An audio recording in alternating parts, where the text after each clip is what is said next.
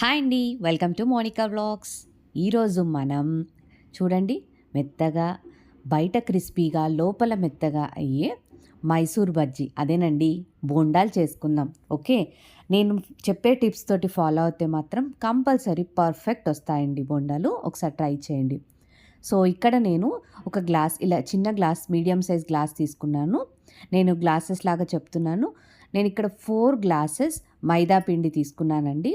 Okay, అమ్మో మైదానా అని చెప్పేసి కంగారు పడకండి. ఎప్పుడో ఒకసారి అలా బ్రేక్ఫాస్ట్లోకి రొటీన్ లాగా కాకుండా ఇలా ఒకసారి ట్రై చేయండి. ఓకే, సో ఫస్ట్ నేను ఇక్కడ 4 గ్లాసెస్ మైదా తీసుకున్నానండి. ఓకే, అండ్ దీనికోసం మనకు పెరుగు మంచిగా పులిచిందైతే చాలా బాగుంటుంది. ఓకే, సో ఇది 4 గ్లాసెస్ తీసుకున్నాను కదా, దీంట్లోకి 1 గ్లాస్ అంటే బోండాలు మనకి కాస్త క్రిస్పీగా రావడానికని ఒక 1 గ్లాస్ నేను బియ్యపిండి తీసుకున్నాను, రైస్ ఫ్లోర్ని. ఓకే, బియ్యపిండి ఒక 1 గ్లాస్ తీసుకున్నా. ఓకే, అండ్ ఇలా ఒకసారి వేసాక చూడండి, మళ్ళీ ఇందులోకి మనము కావలసినంత, దీనికి ఏంటంటే బోండాలకి కాస్త సోడా ఎక్కువనే పడుతుంది. సో నేను ఒక 1 టీ స్పూన్ వరకు వేసాను. ఓకే, ఇన్ కేస్ ఇంకా పడుతుంది అంటే మాత్రం మనము బోండాలు వేసేటప్పుడు చెక్ చేయొచ్చు. నేను ఆ టిప్ కూడా చెప్తాను మీకు.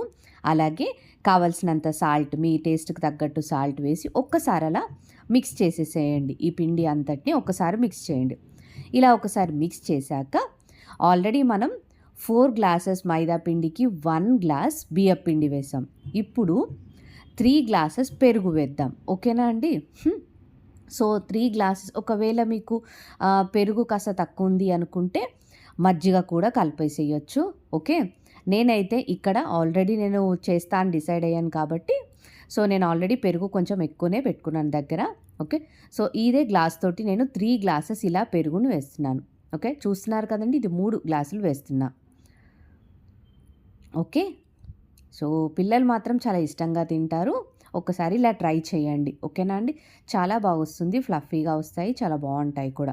ఓకే, ఇలా 3 గ్లాసెస్ వేసాక ఇంకా నాకు కలిపేటప్పుడు ఇలా కలుపుతున్నాను కదా చూడండి, ఇలా ఈ విధంగా మంచిగా ఒకసారి కలపండి. మనకి ఇంకా వాటర్ అవసరం ఉంటాయి, లేదు వాటర్ వద్దు పెరుగు ఉంది అని అనుకుంటే మాత్రం కాస్త అందులో వాటర్ పోసేసి మజ్జిగలా చేసేసి ఇందులో యాడ్ చేసుకుంటూ పిండిని మంచిగా కలిపేసేయండి. ఓకేనా అండి? సో చూడండి, ఇది కాస్త గట్టిగా అయింది కాబట్టి నేను ఇంకా వాటర్ యాడ్ చేస్తూ కలుపుతూ ఉన్నాను. బోండాల్ని కలిపేటప్పుడు మంచిగా కాస్త గట్టిగా అవి లమ్స్ లేకుండా మంచిగా కలిపేసేయాలి.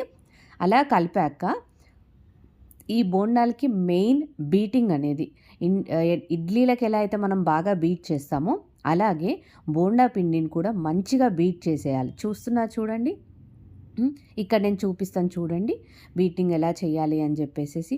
మంచిగా ఫస్ట్ ఒకసారి మనకి కావాల్సినంత కన్సిస్టెన్సీ లాగా కలిపేసుకోండి. చూడండి, ఇలా కనిపిస్తుంది కదా, ఎక్కడైనా ఉండలు అలా అనిపిస్తున్నా చూసేసి వాటిని ఇట్లా నలిపేసినట్టు చేసి ఇది ఇట్లా బీట్ చేస్తూ మంచిగా కలిపేసింది.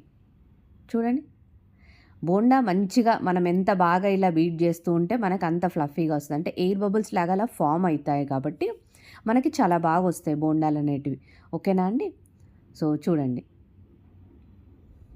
అదిగో అలా వేళ్ళు కాస్త సపరేట్ చేసేసుకొని ఇలా గట్టిగా బీట్ చేస్తే మంచిగా ఒక 5 to 10 మినిట్స్ విగరస్గా బీట్ చేసేసేయండి. ఓకే, కాస్త ఓపిక తెచ్చుకొని చేసేయండి. ఓకే, మరి టేస్టీ బోండాలు కావాలంటే కాస్త కొంచెం కష్టపడాలి అంతే. అంటే మరీ అంత కష్టమేం లేదు. చూడండి, ఒక 5 మినిట్స్ అలా బ్రేక్ తీసుకుంటూ కలిపినా సరే అండి, ఇలా కానీ కలుపుతూ ఉండండి ఇలా మంచిగా.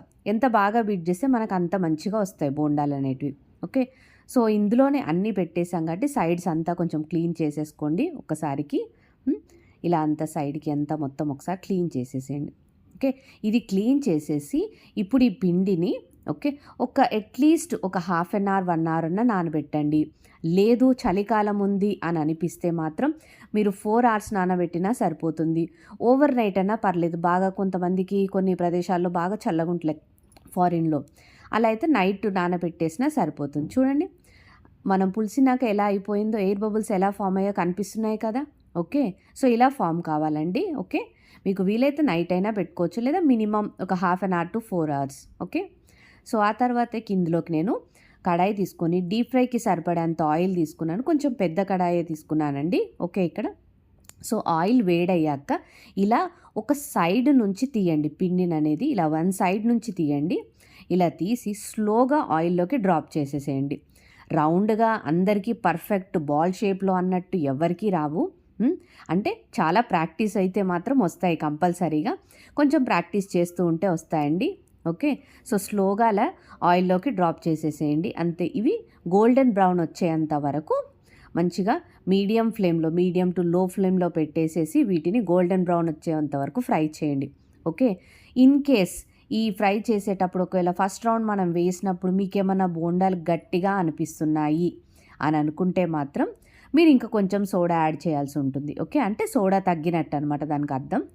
అలా సోడా యాడ్ చేసి ఒక 5 మినిట్స్ అన్నా ఉండండి. వెయిట్ చేయండి. వెయిట్ చేశాక మళ్ళీ డీప్ ఫ్రై చేసేసేయండి. అంతే అండి. ఓకే. సో చాలా టేస్టీగా ఉంటాయి. దీనికి సైడ్ కాంబినేషన్ పల్లి చట్నీ చేసుకున్నా సరిపోతుంది. కొబ్బరి చట్నీ అయినా బావుంటుంది. ఏదైనా చట్నీ, ఇప్పుడు అల్లం చట్నీ అంటారు, టమాటా పచ్చడి, ఏదైనా చాలా బావుంటుంది.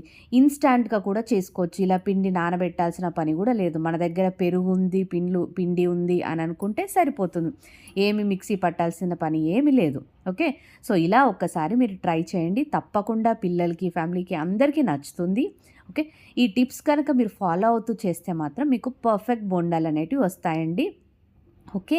మరి ఎక్కడైనా మీకు నచ్చింది నా ఛానల్ అని చెప్పేసి అనిపిస్తే మాత్రం తప్పకుండా సబ్స్క్రైబ్ చేసుకోండి. బికాజ్ మీరు చేసే ప్రతి సబ్స్క్రిప్షన్ లేదా ఒక లైక్ అది నాకు చాలా బూస్టింగ్ లాగా ఉంటుందండి. ఓకే. సో మళ్ళీ నెక్స్ట్ వీడియోలో మంచిగా మరొక రెసిపీతో కానీ, మరొక మోటివేషన్ స్టోరీతో కానీ కలుద్దాం. ఓకేనా అండి? సో చూస్తున్నారు కదా ఇక్కడ బోండాలనేటివి ఎంత బాగా వస్తున్నాయో. మరి నా వీడియో మీకు నచ్చిందని నేను అనుకుంటున్నాను. See you in the next video. Thank you.